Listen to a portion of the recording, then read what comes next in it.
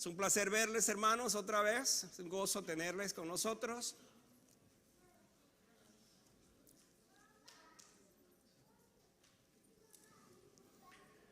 Durante esta semana hablé con algunos, por supuesto, siempre hablo con mi esposa acerca del tema que voy a traer. Y compartía el hecho de que este es un tema que es un tema de altura.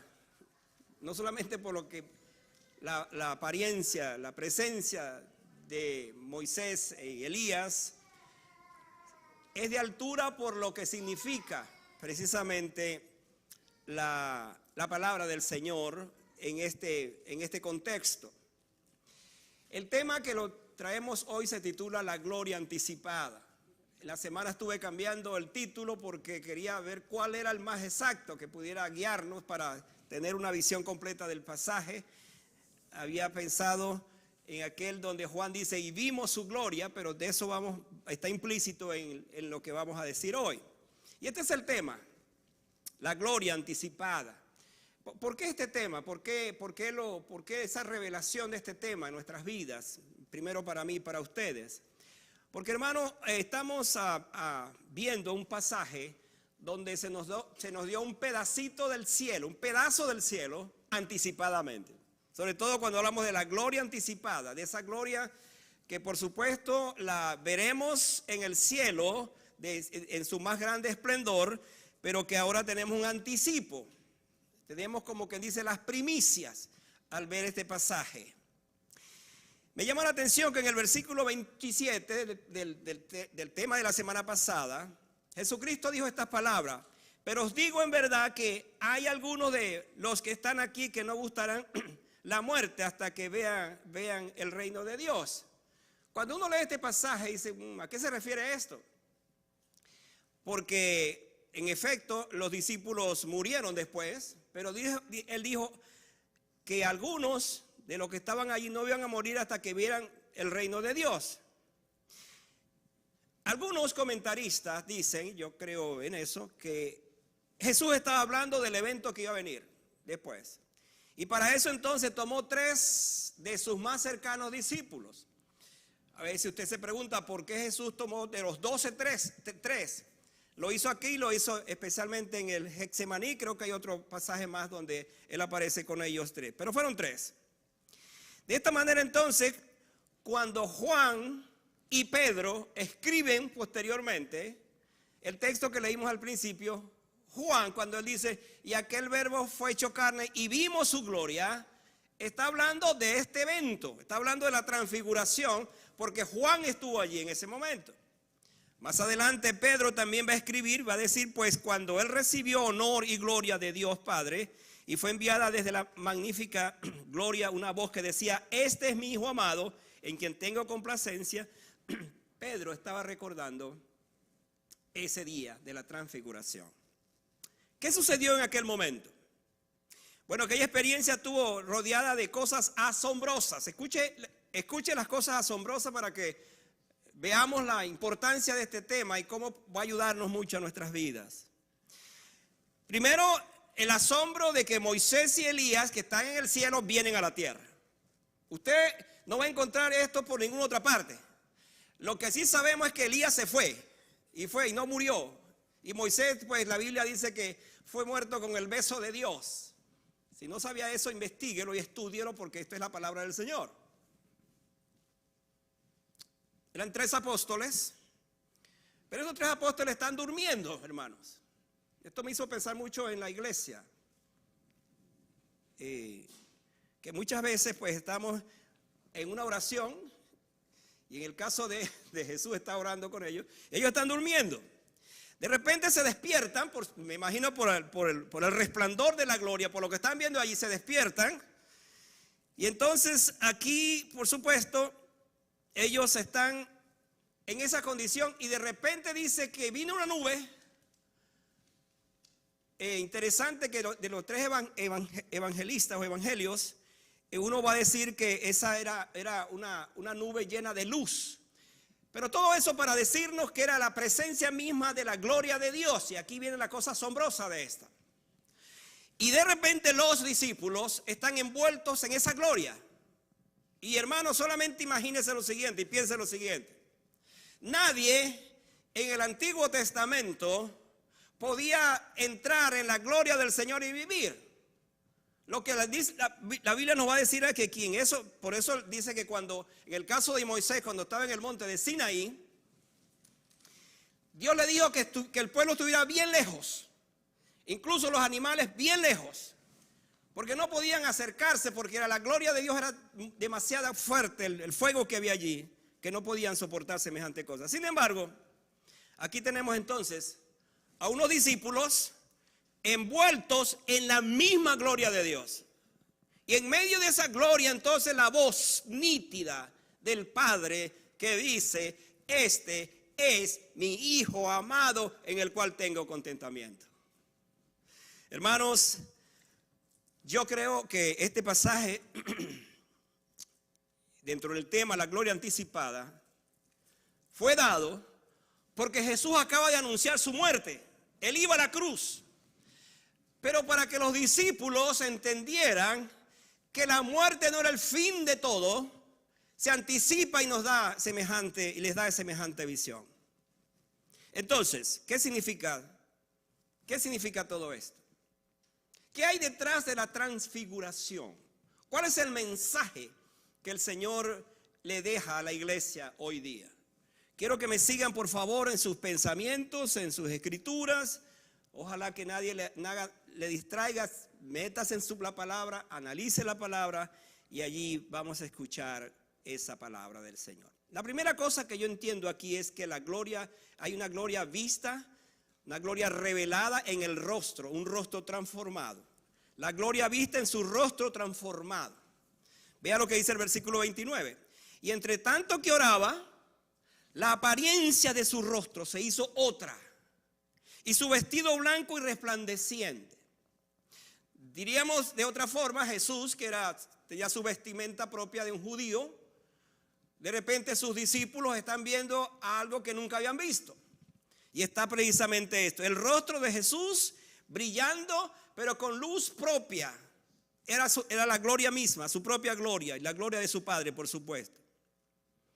Es importante destacar que Jesús subió al monte para orar, y fue durante ese momento cuando se produjo la transfiguración.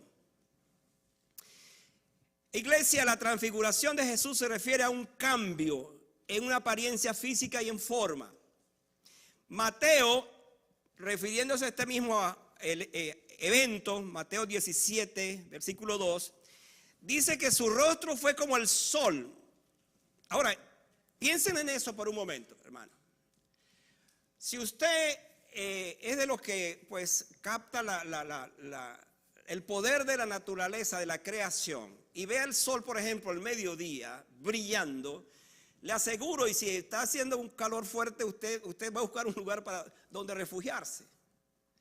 Imagínense que Mateo dice que su rostro, porque Mateo él tomó esa historia, por supuesto, y dice que su rostro era como el sol.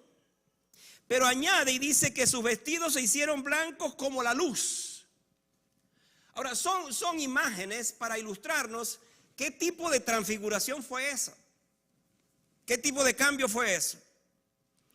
Este evento ocurrió mientras Jesús estaba en oración.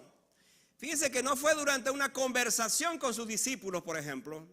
No fue en otra ocasión con la gente, sino fue cuando estaba orando.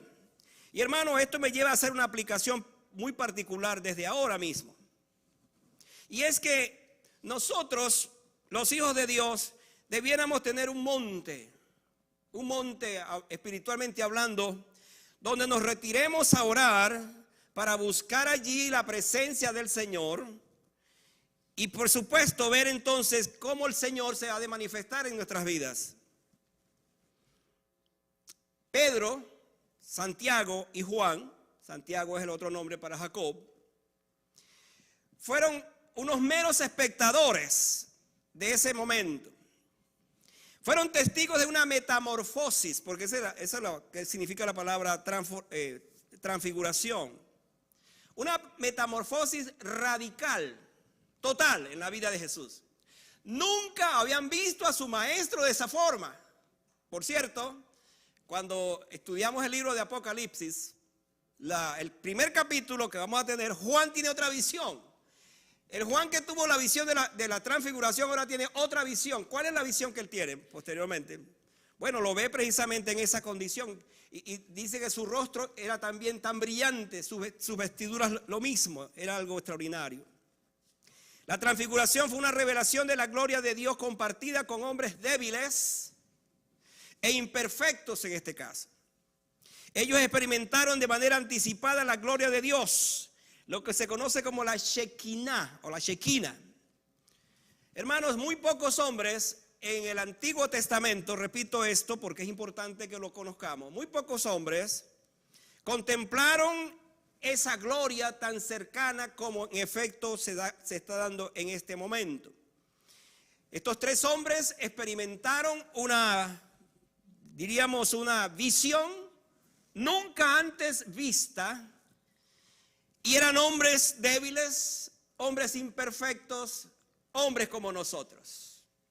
Como dijo Santiago, hablando de Elías, que era un hombre como nosotros, pues aquí estamos en presencia de lo mismo. La transfiguración es un recordatorio de que Dios es fiel entonces a sus promesas. Y la experiencia de aquellos que se acercan a Él en oración y en fe, entonces Dios tiene también para ellos y para nosotros esa revelación. Me gusta esa idea de pensar que así como estos tres apóstoles experimentaron semejante gloria anticipada, nosotros, si no esa magnitud, podemos experimentar también semejante experiencia en la oración, todo en la oración.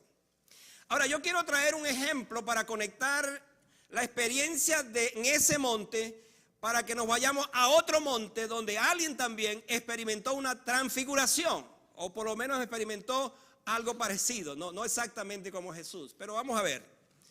En Éxodo capítulo 34, los versículos 29 y 35, pero voy a leer específicamente el versículo 29, dice: y aconteció que descendiendo Moisés del monte de Sinaí con las dos tablas del testimonio en su mano, al descender del monte no sabía Moisés que la piel de su rostro resplandecía después que hubo hablado con Dios. Hermano, Moisés duró 40 días y 40 noches en el monte de Sinaí hablando con Dios. Hablaba con Dios y por supuesto la explicación de eso, de hablar con Dios de esa manera, cara a cara, la única manera de entender eso es que estaba hablando con el Cristo preencarnado, porque nadie puede hablar con Dios cara a cara y quedar vivo. La Biblia nos dice eso. Pero allí está Moisés precisamente hablando con Dios y desciende para encontrarse con Aarón, con Josué y con los principales de su pueblo. Y dice que su rostro entonces resplandecía y era tan grande el efecto que entonces él tenía que cubrirse, ponerse un velo, porque era la gloria de Dios que se estaba manifestando, se manifestaba en él. Dice que brillaba con una intensidad. Y al encontrarse con Josué, otra vez su rostro había cambiado, irradiaba una gloria celestial. Al ver a Moisés de esta manera, entonces le pidieron que hiciera esto. Este episodio del Antiguo Testamento, esa gloria refulgente que emana del rostro de Moisés, era un simple reflejo de la gloria de Dios. Pero ahora, hermanos, conectando entonces esa gloria que descendió sobre el rostro de Moisés, ahora Jesucristo está presentando su propia gloria. No es el reflejo, sino es su propia gloria, la gloria de Él manifestada, por supuesto, a través del Padre. ¿Cuál es la diferencia entonces entre la gloria de Moisés y la gloria de Jesús? Déjeme darle este ejemplo para que entendamos esto. Tenemos en el universo dos astros, diríamos de esta forma. Tenemos a la luna y tenemos al sol. La luna no tiene luz propia. Usted se pregunta, ¿qué tipo de luz refleja la luna? Pues es la luz que le manda el sol. Entonces la luna refleja esa luz que viene de afuera. Pero el sol, ¿de dónde recibe el sol su luz? Del mismo. Él tiene esa luz. Entonces cuando comparamos esta gloria, la gloria que reflejaba Moisés, y la gloria de Jesús es que la gloria de Moisés era una gloria prestada. Dios se lo dio en ese momento. Pero la gloria de Jesús era la gloria celestial, la gloria del Señor, la gloria de Dios. De esa manera entonces entendemos que en el momento de la transfiguración ocurrió esto. Su rostro se transformó y por eso entonces la impresión era demasiado grande para aquellos débiles hombres, imperfectos hombres. Y otro pensamiento que surge acá, lo encontramos en el versículo 30. El pensamiento es que la gloria es una gloria vista en los acompañantes del cielo. Esta es la otra parte que me encanta de esta historia.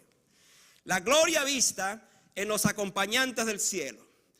¿Cómo vemos eso? Miren el versículo 30.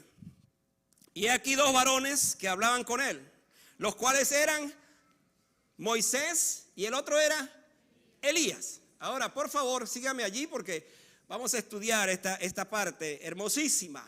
Vamos ahora a ver la gloria de dos hombres que aparecen allí y que vienen a estar con Jesús. ¿Cuál era el propósito de esto? Hermanos, aquel día no pudo ser más especial. Escuche esto. En un solo momento se unieron la historia pasada, la historia presente y la eternidad. No sé si me capta esto. Una visión del pasado, una visión en el presente y una visión de la eternidad. Mayor visión no pudo ser esta. Una de las revelaciones clave de este texto es ver entonces a Moisés, quien al final de su carrera como mediador del Antiguo Testamento, ahora vamos a conectar toda la historia, porque él era el líder de Israel, el hombre que libertó a Israel de Egipto. Pero él, dice la Escritura, que se le prohibió entrar a la tierra prometida por una desobediencia que él cometió, un pecado que él cometió en cuanto a golpear aquella roca para que saliera agua, porque el pueblo lo tenía hastiado ya y él reaccionó de esa manera. Entonces, al Moisés que no se le permitió entrar a la tierra prometida, porque Dios, otra vez, repito este concepto, por favor estudie la Biblia, investigue eso, fue muerto por el beso de Dios. Este es algo que es extraño, pero así fue muerto. De repente entonces aparece en el cielo, porque dice la Biblia que su cuerpo no se sabe dónde está, porque el arcángel Miguel se disputaba con Satanás el cuerpo de Moisés. Todo eso está en la Biblia. De repente entonces Moisés está en el cielo. Y ahora aparece aquí en esta escena. Lo que entonces estamos concluyendo ahí es que Dios le permitió no entrar a la tierra prometida de Canaán, pero entró directamente a la tierra prometida que se llama el cielo. ¿Ven la diferencia? Ahora entendemos cómo Dios trabaja, porque no entró a la tierra que fluye leche y miel, pero entró a la tierra que fluye más que leche y miel, que es el cielo. Es una figura que nos ilustra esto. 1500 años de diferencia, ahora para que entendamos esta historia, entre la experiencia del Sinaí y la experiencia de la transfiguración. 1500 años. En el caso de Elías, 900 años de diferencia. Entonces allí están. Moisés está en los cielos, Elías está en el cielo. Dios le dice a Moisés, Dios le dice a Elías, les voy a encomendar una tarea. Se van a tomar unas vacaciones y van a descender a la tierra. Y allí ustedes van a estar con mi hijo. Ahora escuche esto, porque esto es maravilloso. Van a estar con mi hijo Jesucristo. Él va a morir. Yo estoy seguro que Dios le dijo a Moisés y a Elías que él iba a morir, por lo que dice el texto. Entonces ellos están allí, descienden y están hablando con Jesús. ¿Sabe lo que hablaban? Hablaban de la próxima partida, dice. Es interesante que Moisés representó la ley y Elías representó a los profetas. Ahora fíjense cómo la sabiduría de Dios, cómo trabaja Dios, que precisamente ahí está su Hijo Jesucristo. Está quien representa la ley o representó la ley hasta ese momento, y está quien representó a los profetas. Y en ese momento está diciendo, Moisés, que trajo la ley, se cumple en Jesucristo, y y los profetas a través de Elías, esa profecía también se cumplió en Jesucristo. Por lo tanto, la ley y los profetas se cumplieron ya. Y Jesucristo ahora es, al fin y al cabo, en quien Dios le entrega todo lo que va a venir posteriormente. Entonces, aquí tenemos que estos dos hombres están rodeados de la gloria del Padre, pero ahora participan de la gloria del Hijo. ¡Qué tremendo privilegio, hermano! ¡Qué tremenda bendición! Dos hombres, dos mortales, aunque Elías no murió, pero el proceso tiene que suceder porque dice la Biblia que está establecido para los hombres que mueran una sola vez y después el juicio. Eso es un asunto que seguramente va a suceder. Dice el texto 31, quienes aparecieron rodeados de la gloria y hablaban de su partida que iba Jesús a cumplir en Jerusalén. Ahora, por favor, sígame de cerca en esto. La palabra partida es a donde quería llegar también. Literalmente significa éxodo. ¿Quién mejor para hablar del éxodo que Moisés? Y en ese momento hay dos cosas que van a suceder. Moisés le va a hablar a Jesús que así como él libertó a su pueblo de Egipto, de la esclavitud, y se fueron a la tierra prometida, así también Jesucristo ahora va a libertar a su pueblo del pecado, que es una tarea aún más grande todavía. Y en ese momento entonces ellos vienen. ¿Para qué vienen?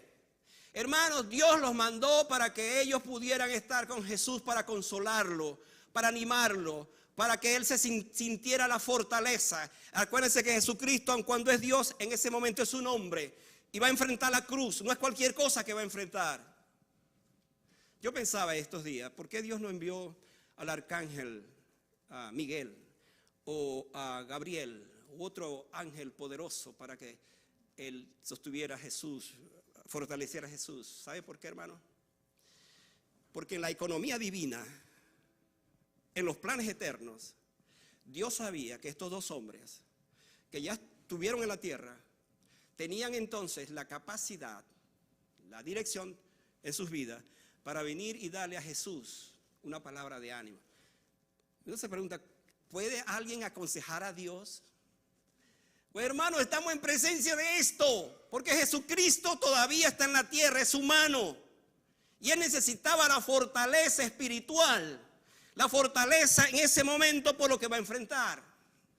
Qué extraordinario es pensar entonces que estos hombres, con toda la autoridad que tenían, vinieron también frente a aquel que tiene toda la autoridad, porque es el dueño del mundo, es el creador del mundo. Vinieron para consolar al Hijo de Dios. Hermanos, cuando yo pienso en esto, yo simplemente llego a esta conclusión. Dios, qué grande, qué maravilloso eres tú. Tú nos haces partícipe de esa gloria, también nos hace partícipe. Y en el caso específico del cual estamos hablando, antes de que Cristo emprendiera su viaje, su éxodo a Jerusalén, el viaje no de vacaciones, el viaje donde va a morir, justamente ahí están estos hombres. Aunque las escrituras no especifican por qué oraba Jesús, este es otro misterio. Hermano, cuando uno piensa que Jesús oraba, uno tiene que saber, Señor, seguramente esa oración no es como la mía. Cuando yo me arrodillo, lo primero que tengo es una cantidad de cosas en mi cabeza que te voy a pedir, por ejemplo. O tengo una culpabilidad en mi mente que necesito confesar mis pecados. Jesús no tenía culpa porque no era pecador. ¿Qué oraba con el Padre entonces? ¿Qué le pedía al Padre? Bueno, hermano, yo no tengo la respuesta, ni usted tampoco. Pero lo que sí sabemos es que en ese momento, cuando él está orando, él sabe que viene un momento más crucial que es el Getsemaní, del cual vamos a hablar posteriormente. Él sabe que llegará ese momento, la hora cuando el traidor llamado Judas lo va a entregar. Él sabe que viene el momento de la cruz, el sacrificio más grande. Él sabe que va a pasar algo. Entonces la presencia de esos dos varones fue para consolarlo en el momento de la muerte o antes de la muerte. Bendito sea Dios que nos da consoladores, hablando en términos humanos, que en esos momentos cuando estamos tan afligidos, cuando estamos pasando por crisis tremendas, tenemos eso. Pero hermano, yo quiero decirle que no necesitamos tanto un consolador externo, porque tenemos el consolador por excelencia, que ahora se llama el Espíritu Santo. Y ese consolador está en nuestras vidas, está en nuestros corazones. Es el consolador que ha venido para estar con nosotros todos los días. Como Cristo dijo que Él se iba, pero enviaría al consolador. Y aquí lo tenemos. Un tercer pensamiento es que aquí tenemos la gloria, una gloria vista por unos temerosos discípulos. Ahora, por favor, aquí también quiero que usted me siga muy de cerca, porque vamos a trabajar ahora con esto de los discípulos temerosos. Vean el versículo 32. Pedro y los que estaban con él, estaban rendidos de sueño.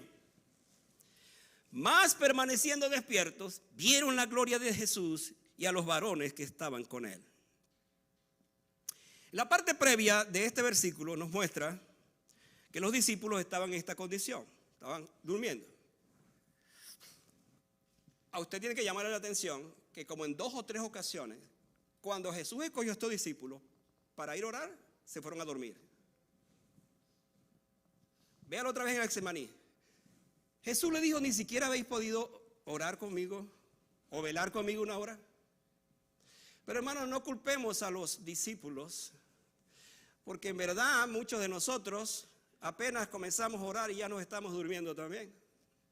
No culpemos a los discípulos que aún estando en la iglesia estamos durmiendo muchas veces. ¿Qué pasa entonces? ¿Qué sucede entonces? Y es en medio del sueño de estos hombres que Jesús se transfigura mientras ora. Y los discípulos medio dormidos se despiertan con una visión tan impresionante como esta. Hermanos, volviendo a aplicar esto, muchas veces el dominio del cansancio, el sueño, para pensar de esta manera, nos hace perder bendiciones extraordinarias, gloriosas, que el Señor quiere mostrarnos. Y estamos tan dominados por el sueño, por aquello que nos está pasando, que simplemente nos quedamos dormidos y nos perdemos la bendición de lo que el Señor quiere mostrarnos. Hay momentos en nuestras vidas donde debemos despertarnos, pararnos, bañarnos, lavarnos y decir: quiero estar despierto, Señor, porque quiero orar contigo, quiero tener comunión contigo. Muchas veces necesitamos esto. Que el cansancio no nos impida disfrutar de esos momentos de gloria. Que el cansancio no nos interrumpa mi comunión con el Señor. Y como Pedro todavía estaba medio dormido, le propuso al Señor esto. El Pedro, hermano, es Pedro. Simplemente. Él se le ocurrían las ideas más raras. Porque entonces dijo: qué bueno, señores, que estemos aquí. Y mira, ¿qué tal si hacemos 3 enramadas? Ese concepto de enramadas era para la fiesta de los tabernáculos. En efecto, se hacían enramadas donde la gente, el pueblo judío los ponía arriba de las casas. Y allí celebraban la fiesta de los tabernáculos, que era una tradición muy grande en el pueblo de Israel. Y entonces Pedro le propuso esto. Señor, qué bueno que estemos aquí. Interesante que él no pensó en él en ese momento, pero sí pensó en Moisés, pensó en Elías y pensó en Jesús. 3 enramadas para que ustedes estén muy cómodos ahí, pero que nos quedemos aquí. Por supuesto, Lucas va a decir que Pedro no sabía lo que decía. Hermano, Pedro se comportó como aquellos hermanos que hablan sin reflexionar, que simplemente lanzan una cosa sin pensarla y después se dan cuenta: pero ¿qué dije? ¿Por qué dije eso? ¿Por qué se me ocurrió semejante idea? Hermano, lo que Pedro dice es: no quiero irme. Esta es una experiencia cumbre que jamás superaré. No me interesa ir a Jerusalén. No me interesa regresar a predicar. No me interesa hacer más nada sino quedarme aquí y disfrutar de esta gloria. No quiero descender. Estaba en una montaña, ¿no? No quiero descender. Y hermanos, otra vez Pedro nos recuerda a nosotros lo mismo. Qué bueno es estar aquí, qué bueno es estar en la iglesia, qué bueno es disfrutar de este tiempo, qué bueno es escuchar la palabra, qué bueno es escuchar todo esto, qué bueno es disfrutar del compañerismo. Y a veces no quisiéramos saber que el lunes nos vamos a enfrentar a muchas cosas en el trabajo, a un jefe o lo que sea allí, y no queremos regresar, queremos permanecer aquí. Pero hermano, La verdad de este pasaje es que el Señor nos permite ver su gloria para que descendamos al valle, para que regresemos. ¿Sabe usted interesante que el próximo mensaje que se va a predicar aquí tiene que ver precisamente con esto? Y donde los discípulos, después que descendieron del valle, se encontraron con un padre que tenía un hijo endemoniado y no podían sacar el demonio. Y Jesús entonces, por supuesto, los reprendió. Porque ¿cómo es posible entonces que ellos no pudieran hacer eso? Después de haber estado en la misma gloria con el Señor allí en ese monte. Y esto es lo que sucede a menudo muchas veces. Ahora, volviendo al tema, tenemos aquí que ellos están viendo dos grandes hombres. Observe lo siguiente. Estos tres apóstoles no conocían a Moisés y a Elías personalmente, sino solo por referencia de los escritos sagrados. No los conocían. Sin embargo, cuando lo ven, dicen: Moisés, es Elías. Ahora, le voy a dar una palabra de revelación, utilizando esos términos que utilizan algunos predicadores, sobre lo siguiente. Al recordar esto, nosotros sabemos que el cielo es real, primero, que no es cuento. Hay gente que se burla y dice que el cielo es una idea, es algo que se han inventado los hombres. El cielo es real. Es real porque aquí tenemos a alguien que está en los cielos, dos que estaban en el cielo y regresan. Pero hermano, lo extraordinario de esto es que en ese descenso, en ese momento, al ver estos dos varones, estos tres apóstoles los reconocen.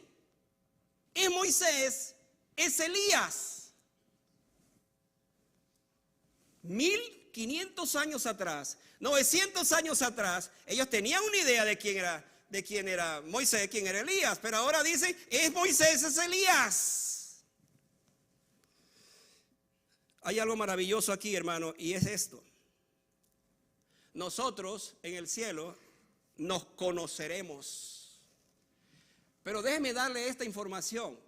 Mucho mejor de lo que nos conocemos aquí. Porque nuestro conocimiento aquí es limitado. Tenemos una mente limitada, tenemos enfermedades, tenemos una cantidad de cosas que de repente usted ya ha pasado cierta edad y ve a alguien y le saluda. ¿Y quién eres tú? ¿Quién eres tú? ¿No pasa a veces eso? Pues no tiene que ser tan viejo para que a usted le pase eso. ¿Quién eres? ¿De dónde eres? Y de repente esa persona se crió con usted en la infancia o vivió con usted un cierto tiempo y yo no me acuerdo de ti. Hermano, pero en este pasaje se nos dice que en el cielo nosotros tendremos un conocimiento tan profundo, tan grande, mucho más que el conocimiento de la tierra, que nos conoceremos y nos veremos y hablaremos con la gente.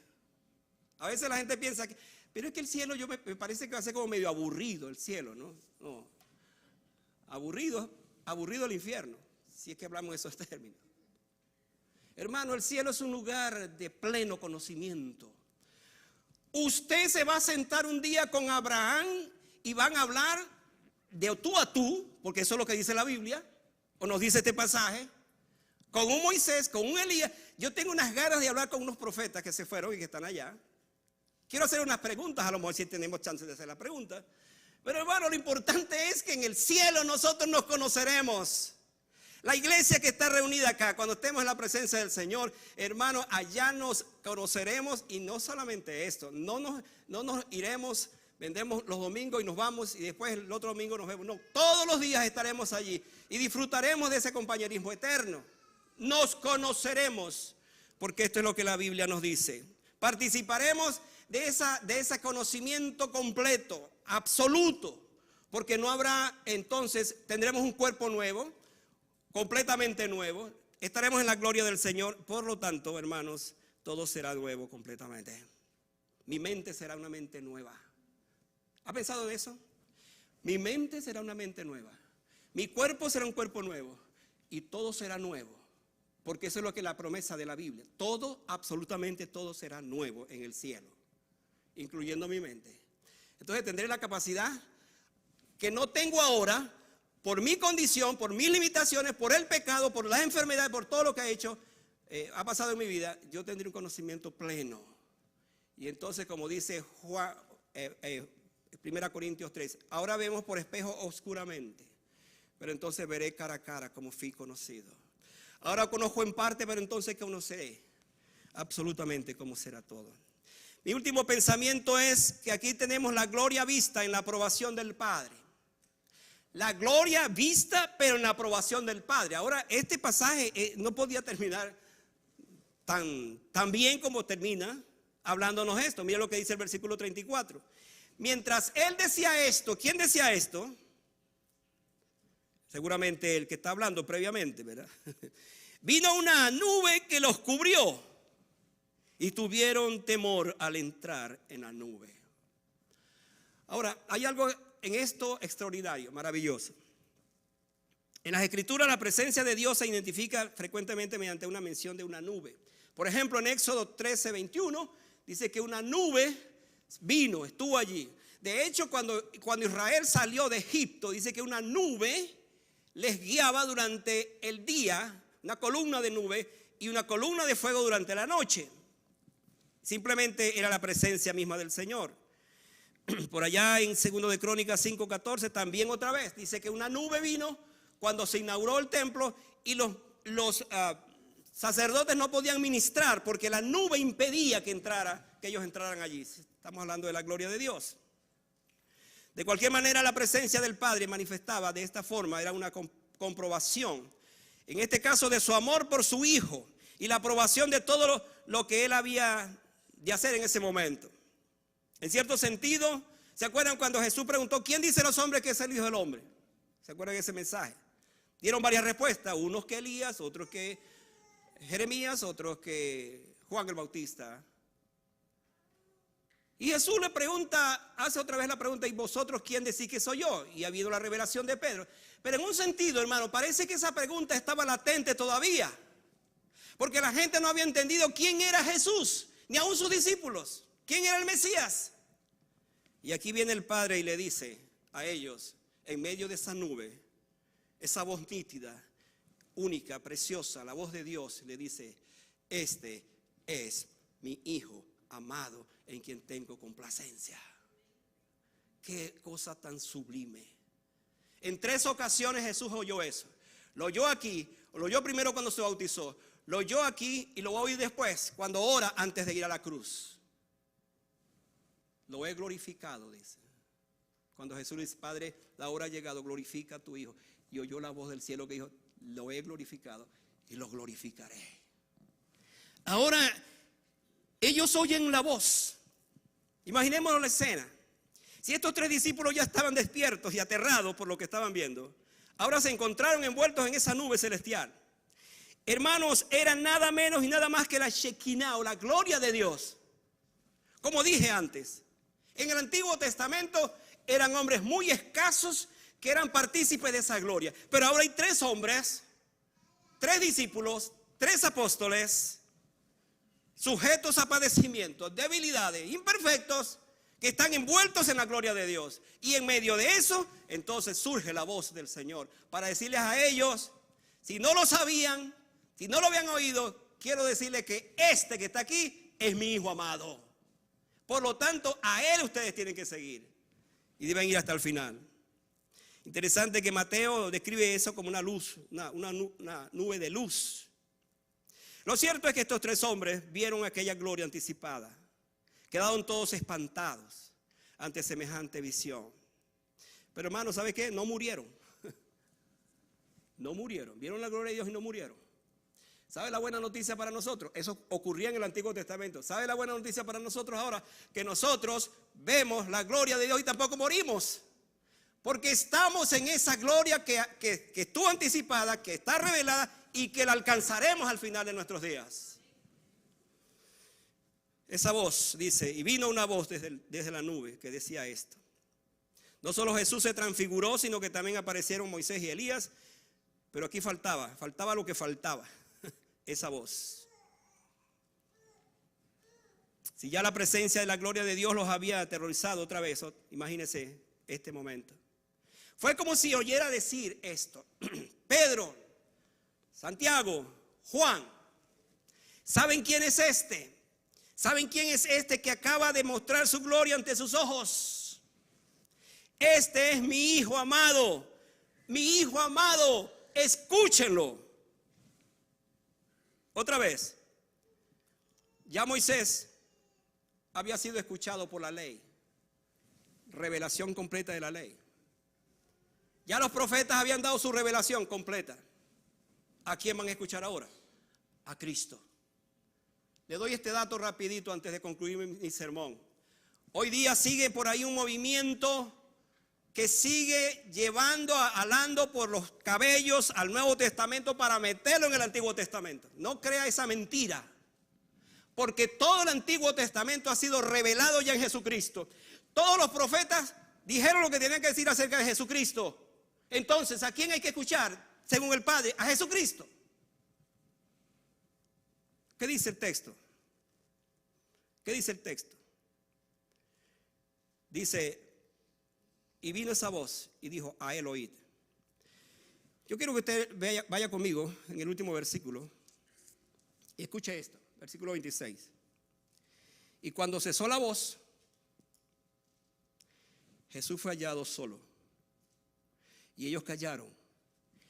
Y por aquellos días no dijeron nada a nadie de lo que habían visto. Pero me gusta la frase que dice, y fue hallado solo. Es como decir, aquí está. Vino Moisés, representante de la ley, y ya se cumplió. Vino Elías representando a los profetas, ya se cumplió. Ahora queda Jesús y queda solo. Y hermano, hay aquí una verdad preciosa. Esta asombrosa e inigualable escena comienza con algo que parecía rutinario, como es la oración. Pero ahora entonces, en esta revelación que encontramos, en esta transfiguración, nos vemos entonces a un Jesús de esta forma, disfrutando de esa semejante experiencia de su gloria, en esa transformación. Pero ahora entonces los discípulos se quedan con él solo. ¿Sabe por qué? Porque Jesús no había terminado su tarea. Ahora va a Jerusalén y los discípulos tenían que seguirle también a él. Así que después de aquella experiencia los discípulos quedaron solos con Jesús. Y hermano, así debe ser la experiencia de un cristiano, quedarse solo pero con Jesús. Déjeme aplicar esto de esta forma. No importa quién esté conmigo, si Cristo está conmigo, es suficiente. No importa cómo vivas, no importa en qué condición andes. Si tú estás a solas con Jesús, tú tienes todo, absolutamente todo en tu vida. Los discípulos se quedaron solos con Jesús. Me llama la atención que dice que se callaron. Usted se imagina a Pedro con el deseo, no, yo no puedo callarme, yo tengo que decir esto. Con esa gana de hablar. Pues dice que se quedaron tranquilos, se callaron. Él se calló. Al final de aquella conexión del cielo con la tierra anticipada, Jesús descendió con sus discípulos para seguir trabajando. Pedro quiso quedarse en la montaña. Es que es demasiado bueno estar aquí. Esto es sublime, esto es maravilloso. ¿Cómo vamos a irnos de aquí? Y hermano, en nuestros corazones muchas veces decimos, Señor, yo quiero quedarme aquí. Pero todavía no es tiempo para que usted se quede aquí. Es tiempo para que usted descienda con Él. Porque Él va a anticipar, Él va a manifestar su gloria. ¿Sabe qué interesante que la Biblia nos habla? De que nosotros debemos manifestar la gloria de Dios. Manifestar la gloria de Dios. ¿Qué significa eso? Que ahora esa gloria que está en nosotros debemos darla a conocer, transmitirla. Esta tarde yo quiero cerrar mis pensamientos diciendo lo siguiente. Esta experiencia de la transfiguración es un anticipo de lo que veremos en el cielo. Imagínese el cielo de esta manera, en este momento, imagínenselo. Usted tiene quizás sus padres que ya se fueron, los padres que se conocieron al Señor, hermanos que conocieron al Señor. Estoy hablando de su familia. Pero también imagínese el Antiguo Testamento. Abraham, Moisés, Jacob, David, Elías, Eliseo, las mujeres, esas mujeres piadosas de la Biblia, están ahora allí. Y allí se sigue reuniendo, sigue llegando gente, y todos los días, mientras yo predico aquí, el cielo se sigue poblando de gente que ha creído en el Señor. Pero la única manera para que usted y yo podamos participar de ese cielo es que conozcamos a Jesucristo como el Salvador, que nos arrepintamos de nuestros pecados y que pongamos nuestra fe en Jesucristo. Es la única manera. No piense usted que el cielo le pertenece por herencia. No piense usted que el cielo ya usted se lo ganó. Nadie se gana el cielo. La única manera de entrar al cielo es por la gracia de Dios. Que Dios tenga de ti y de mí misericordia y nos permita hacer eso, entrar al cielo.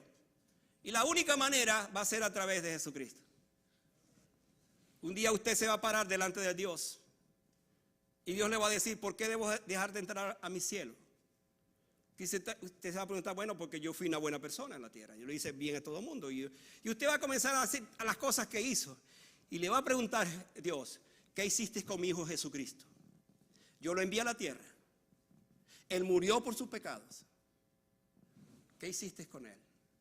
Es la única condición que Dios acepta para dejarte entrar al cielo, que aceptes a Jesucristo como tu Salvador. Si no haces eso, yo tengo para ti la más mala noticia que tú puedas escuchar. Si tú no haces eso, hay otro lugar donde irás a ir, y ese lugar se llama el infierno. Ahora, yo no estoy aquí amenazando ni metiéndole miedo. Lo que te estoy diciendo es que esta es la realidad de la Biblia. La única manera para que tú vuelvas a ver a Moisés y a Elías como lo vieron estos discípulos, esa gloria revelada, anticipada y que va a ser la gloria eterna, es que tú recibas a Jesucristo como tu Salvador personal. Haciendo eso, te salvarás a ti mismo, como dice Pablo, y a los que te oyeren. Tú necesitas hoy a ese Salvador si no lo tienes. Y si lo tienes, tú necesitas una conexión más profunda con esa gloria eterna. Vamos a estar de pie para que oremos esta tarde.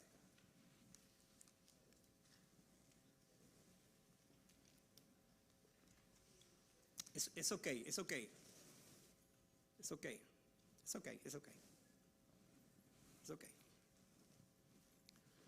Vamos a orar. Cuando usted escucha un mensaje de este tipo, usted tiene que pensar seriamente. Primero, ¿cómo estoy yo con mi Señor? ¿Qué seguridad tengo de mi salvación? ¿Qué certeza tengo que si yo muero hoy voy a estar con mi Señor? Porque si no tengo esa certeza, yo tengo que decir esta tarde: Señor, ven a mi corazón, perdona mis pecados, me arrepiento de mis pecados, te abro la puerta de mi corazón y te recibo. Es la única manera.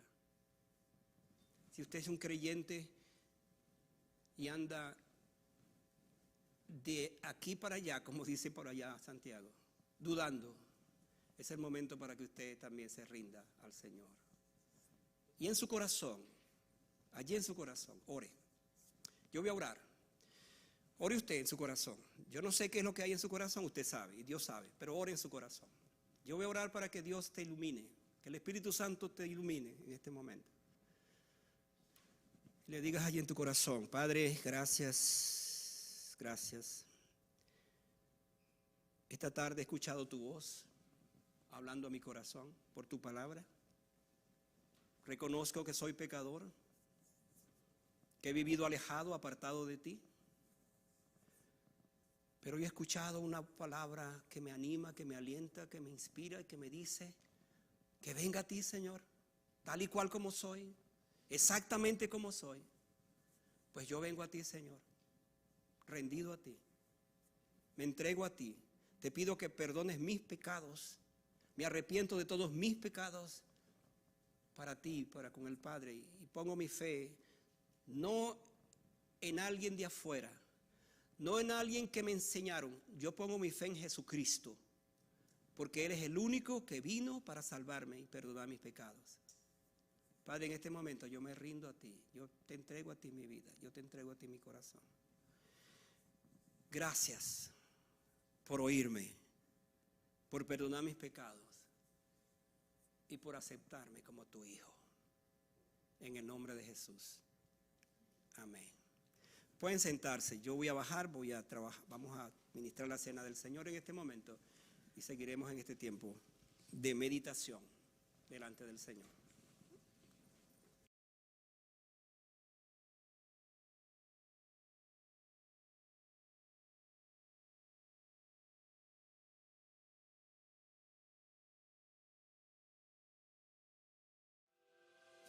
Bienvenido seas a nuestro ambiente de gracia.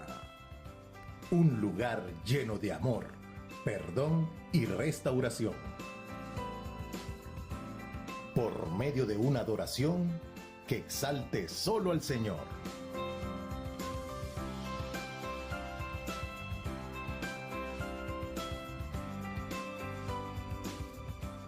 Una enseñanza que transforme nuestro andar con el Señor.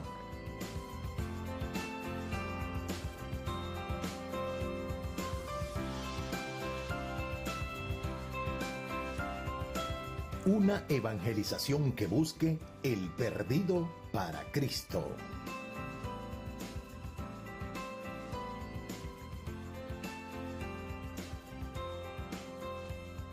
Un compañerismo que nos contagie en un amor fraternal.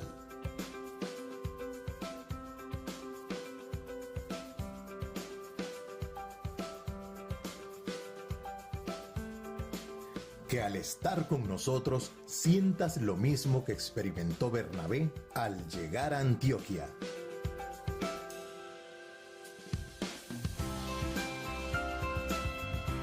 Muchas gracias, queridos hermanos, por apoyar esta bella obra, para seguir ofreciéndoles con amor este espacio.